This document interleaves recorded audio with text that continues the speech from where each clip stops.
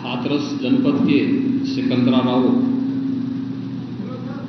तहसील के गांव में एक दुखद और दर्दनाक घटना अपराह्न में घटित हुई।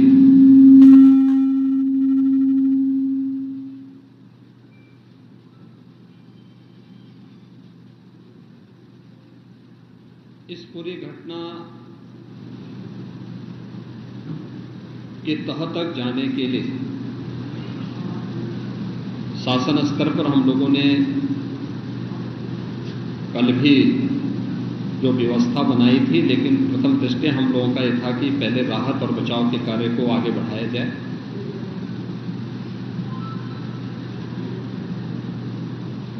इस पूरी जो अभी हादसा है, इस हादसे में 121 श्रद्धालुओं की मृत्यु हुई, जो उत्तर प्रदेश के साथ साथ हरियाणा, राजस्थान और मध्य प्रदेश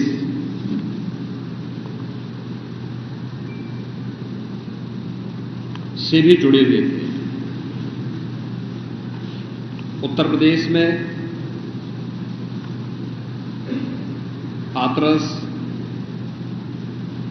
बदायूं, कासगंज, अलीगढ़,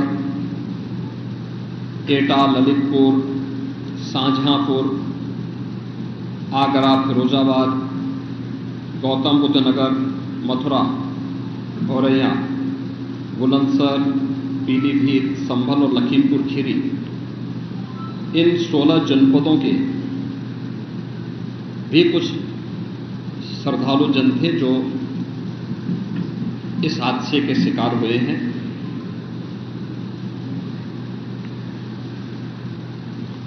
एक 121 में से 6 मृतक ऐसे थे जो अन्य राज्यों से थे, जिनमें ग्वालियर मध्य प्रदेश से 1 थे, हरियाणा से 4 थे और राजस्थान से 1 थे। हाथरस के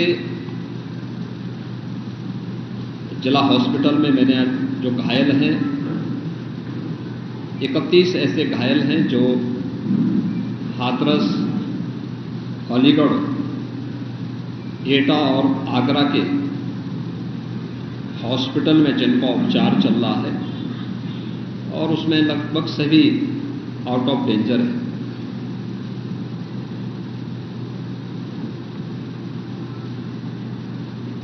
हादसे के बारे में जो वहाँ के चश्मदीद हैं, जो इस घटना के शिकार हुए थे, गंभीर रूप से घायल हो गए थे, उनमें से ज़्यादातर जो लोग हैं जिनसे आज मैंने बातचीत भी किया है, वे सभी इस बात को बोलते हैं कि हादसा कार्यक्रम के उपरांत जब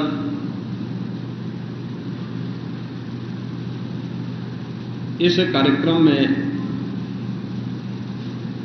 जो सज्जन वहां पर अपना उपदेश देने के लिए आए थे, उनका कार्यक्रम या उनकी कथा संपन्न हुई तो कथावाचक के मंच से उतरने के बाद जीटी रोड में जैसे ही उनका काफिला आया था तो उन्हें छूने के लिए जब महिलाओं का एक दल उधर बढ़ा तो उनके पीछे पीछे भीड़ गई, और इसी के बाद वे एक दूसरे के ऊपर चढ़ते गए। सेवादार भी लोगों को धक्का देते रहे, जिसके कारण दोनों ओर, जीटी रोड के दोनों ओर और जीटी रोड के अंदर भी ये सब हादसा वहां पर होता हुआ दिखाई दिया। इसका सबसे दुखद पहलू ये था कि इस प्रकार के आयोजन में जो सेवादार प्रशासन को अंदर घुसने नहीं देते, दुर्घटना होने के तत्काल बाद या दुर्घटना के दौरान प्रारंभिक रूप में इन्होंने पहले वहां पर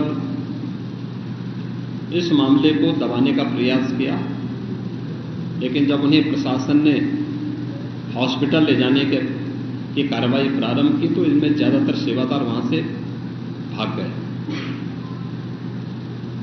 इस पूरी घटनाक्रम के लिए हम लोगों ने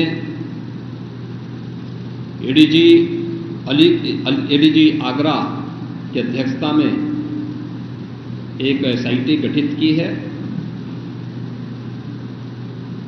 जिसने अपनी प्रारंभिक रिपोर्ट दी है और इस घटना की तह में जाने के लिए उनसे कहा गया है। बहुत सारे ऐसे पहलू हैं जिन पर जांच होनी बहुत आवश्यक है। अब तक प्रथम दृष्टया जो थी हमारी कार्रवाई ये थी कि राहत और बचाव के कार्य को आगे बढ़ाने के बाद आयोजकों को पूछताछ के लिए बुलाना, घटना के बारे में, हादसे के कारणों के बारे में उनसे भी पूछताछ करना और फिर घटना की लापरवाही और जिम्मेदारों की जवाबदेही भी इसके लिए तय करना, जिसके लिए पहले से ही एफआईआर यहां पे दर्ज हो चुकी है। इसके लिए कार्रवाई आगे बढ़ रही है। हम लोग इस बात को किसी भी प्रकार से डिनाई नहीं कर सकते। इस प्रकार की घटना केवल एक हादसा नहीं होता है। अगर हादसा भी है तो उसके पीछे कौन जिम्मेदार है, और अगर वह घटना घटित हुई है तो इसके पीछे हादसा नहीं तो साजिश किसकी है, कौन इसके पीछे है। इन सभी पहलुओं को लेकर के राज्य सरकार ने तय किया है कि हम इसका एक जुडिशियल इंक्वायरी भी करवाएंगे और जुडिशियल इंक्वायरी हाईकोर्ट के एक रिटायर्ड जज की अध्यक्षता में होगी, जिसमें प्रशासन और पुलिस के भी रिटायर्ड सीनियर अधिकारियों को रख करके इस पूरी घटना की तह में जाकर के जो भी इसके लिए दोषी होगा उन्हें इसकी सजा देना और इस प्रकार की घटना की पुनरावृत्ति न हो, इनके बारे में एक सुझाव और एक एसओपी उनके माध्यम से बनाई जा सके, जिसे आगे इस प्रकार के किसी भी बड़े आयोजन में लागू किया जा सके। यह हम लोग सुनिश्चित करेंगे। और मैंने यहां पर भी हाथरस में भी और सिकंदराराव के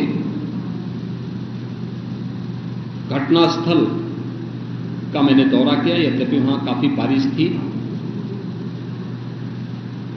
और वहां जाकर के मैंने एक बार उसको देखने का प्रयास किया है। यद्यपि प्रशासन ने पहले से इसके मैप भी बना के तैयार किए थे, वो भेजे भी थे, लेकिन हादसे के कारणों की प्रारंभिक व्यवस्था देखी जा सके इसको देखने के लिए वहां पर मैं स्वयं गया था। और हमारे 3 मंत्री यहां पर कल से ही कैंप कर रहे थे। मुख्य सचिव और पुलिस महानिदेशक भी यहां पर कल से ही कैंप कर रहे हैं। सीनियर अधिकारीगण भी यहां पर पुलिस और प्रशासन के अधिकारीगण यहां पहले से ही कैंप करते हुए इस पूरी घटना के लिए जिम्मेदारों की जवाबदेही तय करने की भी दिशा में आगे कार्रवाई की जा रही है, जिसमें कुछ विशेष दल बनाए गए हैं, जिनमें अलग अलग जनपदों में उनकी कार्रवाई अब प्रारंभ होगी और प्रारंभिक जांच के बाद आगे की कार्रवाई को हम लोग आगे बढ़ाने का कार्य करेंगे। यह यहाँ की घटना के बारे में था और जुडिशियल इंक्वायरी के बारे में आज ही इसके नोटिफिकेशन शासन के द्वारा भी जारी हो जाएगी। महाराज जी,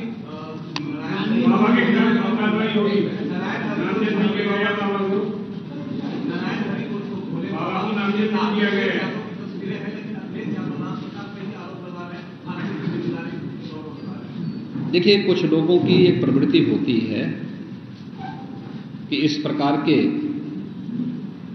दुखद और दर्दनाक घटनाओं में भी वे राजनीति ढूंढते हैं, और ऐसे लोगों की ये फितरत है कि चोरी भी और सीना चोरी भी। यह हर व्यक्ति जानता है कि सज्जन के फोटो किसके साथ में है, उनके राजनीतिक संबंध किनके साथ जुड़े हुए हैं। तो स्वाभाविक रूप से आप लोगों ने इस बात को देखा होगा कि पिछले दिनों रैलियों के दौरान इस प्रकार की भगदड़ कहां मचती थी और कौन इसके पीछे थे। और मुझे लगता है उसकी तह में जाना आवश्यक है। जो लोग निर्दोष लोगों के जीवन के साथ खिलवाड़ करते हैं और उनकी जवाबदेही भी इसके साथ तय होगी।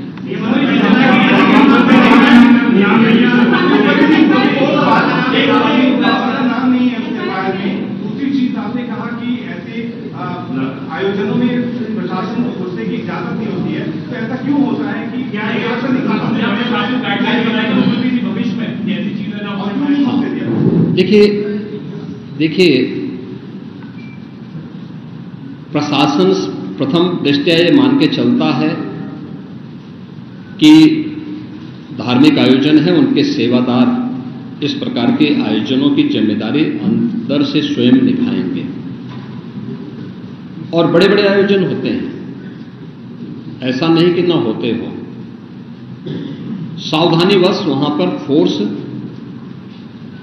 प्रशासन तैनात करता है, लेकिन आउटर रिंग में उनकी फोर्स होती है। अंदर अगर आप देखेंगे तो उनके स्वयंसेवक के सेवादार ही इस पूरे व्यवस्था का संचालन करते हैं, उनकी देखभाल करते हैं।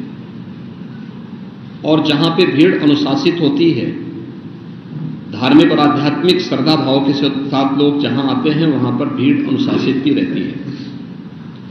लेकिन जब वही कार्यक्रम निहित स्वार्थी तत्वों के हाथों का खिलौना बन जाता है, तो वह अनुशासनहीनता का नजारा वहां पर भी देखने को मिलता है। और इसका शिकार अंततः वह निर्दोष व्यक्ति होता है जो धार्मिक श्रद्धा के साथ उस आयोजन में भागीदार बनता है, क्योंकि उसको तो साजिश के बारे में पता नहीं होता है और वह अपनी उस श्रद्धा भाव के साथ आता है। लेकिन साजिश करने वाले लोग अपनी साजिश करके फिर वहां से चुपचाप खिसकने का प्रयास भी करते हैं। होना ये चाहिए था कि अगर हादसा था तो सेवादारों को वहां पर इस पूरी घटना को पहले तो अपनी व्यवस्था को सुदृढ़ करना चाहिए था, और अगर सुदृढ़ नहीं कर पा रहे थे तो प्रशासन का सपोर्ट लेकर के हादसे के शिकार लोगों को हॉस्पिटल पहुंचाने की व्यवस्था करनी चाहिए थी, उपचार की व्यवस्था करनी चाहिए थी। इसका सबसे दूसरा जो पहलू ये है कि हादसा में लोग मरते गए और सेवादार उससे पहले वहां से खिसक करके भाग चुके थे, और इसीलिए हम लोग इसकी तह में चलेंगे। और मैं इस बात के लिए आपको इस बात के लिए मैं कह रहा हूं ना कि मैंने इसीलिए जुडिशियल कमीशन के बारे में राज्य सरकार ने इसको तय किया है। हम इसके तहत निष्कर्ष पर आएंगे और इस प्रकार के बड़े बड़े आयोजन हम लोग करते रहे हैं, लेकिन कहीं भी कोई इस प्रकार की चीजें नहीं आई है। और मुझे लगता है हम लोगों ने इस प्रकार के बड़े बड़े आयोजन हमेशा किए हैं, कुंभ जैसे बड़े आयोजन किए हैं, बड़े बड़े कार्यक्रम होते रहे हैं। लेकिन इसीलिए मैंने कहा कि इसकी तह में जाना आवश्यक है कि आखिर इसके पीछे कौन लोग इसके लिए जिम्मेदार हैं। दूसरा, राज्य सरकार ने और केंद्र सरकार ने, देखिए कि एफआईआर एप्लीकेशन परमिशन के लिए जिन लोगों ने दी थी, प्रथम दृष्टया पहले एफआईआर उनके खिलाफ होती है और इसके बाद फिर उसका दायरा बढ़ता है। ये सभी अन्य लोगों के दायरे में आएंगे, जो भी इसके लिए जिम्मेदार होंगे वो इसमें आएंगे। केंद्र और राज्य सरकार ने आर्थिक सहायता की भी घोषणा की है। जो निर्दोष लोग इस पूरे हादसे के शिकार हुए हैं, उनके जो नाबालिग बच्चे हैं, जो स्कूल में पढ़ने वाले बच्चे हैं, उनको हम उत्तर प्रदेश मुख्यमंत्री बाल सेवा योजना के अंतर्गत उन बच्चों की पढ़ाई की व्यवस्था हम लोग राज्य सरकार से करवाएंगे। उन्हें जिस भी स्कूल में पढ़ रहे होंगे, जिन भी संस्थाओं में पढ़ रहे होंगे, या उनके स्कॉलरशिप आदि की व्यवस्था के लिए भी राज्य सरकार ने तय किया है। और प्रत्येक मृतक के परिवारजन को भी केंद्र और राज्य सरकार मिलकर के 4 लाख रुपए की सहायता और गंभीर रूप से घायल व्यक्ति को 1 लाख रुपए की सहायता दे रही है। धन्यवाद।